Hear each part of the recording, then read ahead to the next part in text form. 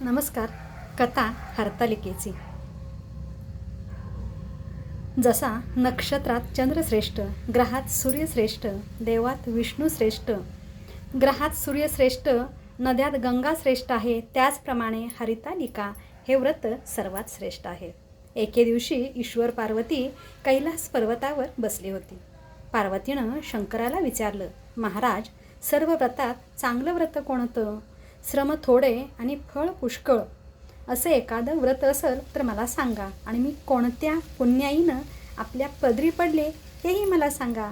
तेव्हा शंकर म्हणाले, जसा नक्षत्रात चंद्रश्रेष्ठ, ग्रहात सूर्यश्रेष्ठ, 4 वर्णात ब्राह्मण श्रेष्ठ, देवात विष्णू श्रेष्ठ, ग्रहात सूर्यश्रेष्ठ, नद्यात गंगा श्रेष्ठ, त्याचप्रमाणे हरितालिका हे व्रत सर्वात श्रेष्ठ आहे हे तुला सांगतो. तेच ते पूर्वजन्मी हिमालय पर्वतावर कैलास आणि त्याच पुण्यानं तू मला प्राप्त झालीस. ते एक हे व्रत भाद्रपद महिन्यातला पहिल्या तृतीयेला करावं. ते पूर्वी तू केलंस ते मी तुला आता सांगतो. तू लहानपणी म्हणजेच मी तुला प्राप्त व्हावे म्हणून मोठं तप केलं. 64 वर्षे तर झाडाची पिकलेली पाने खाऊन होतीस तू. थंडी, पाऊस, ऊन ही तिन्ही दुःख सहन केलीस. ते तुझं श्रम पाहून तुझ्या बापाला फार दुःख, आणि अशी कन्या कोणास द्यावी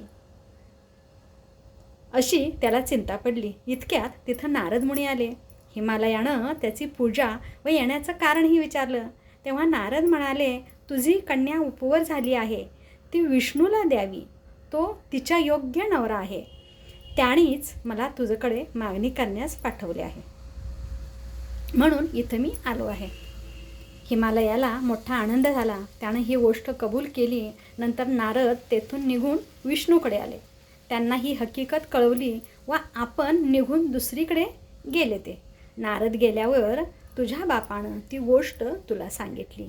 ती गोष्ट तुला रुचली नाही, तू रागावलीस. असं पाहून तुझ्या सखीनं रागावण्याचं कारण विचारलं. तेव्हा तू सांगितलंस, महादेवा वाचून मला दुसरा पती करणं नाही असा माझा निश्चय आहे.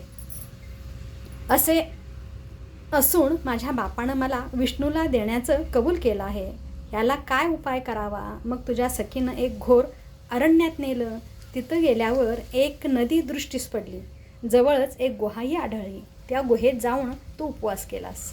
तिथं माझे लिंग पार्वतीसह तू स्थापिलीस. शुद्ध त्याची पूजाही केलीस. तो दिवस भाद्रपद शुद्ध तृतीयेचा होता.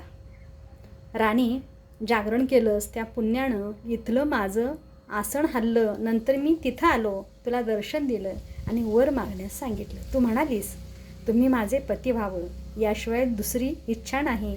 नंतर ती गोष्ट मी मान्य केली व गुप्त झालो. दुसऱ्या दिवशी ती व्रतपूजा तू विसर्जन केलीस मैत्रिणीसह. त्याचं पारणही केलंस. इतक्यात तुझा बाप तिथे आला. त्यानं तुला इकडे पळून येण्याचं कारण विचारलं. मग तू सर्व झालेली हकीकत त्यांना सांगितलीस. पुढं त्यानं तुला मलाच देण्याचं वचन दिलं. तुला घेऊन घरी गेला. मग काही दिवसांनी चांगला मुहूर्त पाहून मला अर्पण केलं. अशी या व्रतानं तुझी इच्छा पूर्ण झाली. याला हरितालिका व्रत असे म्हणतात. धन्यवाद.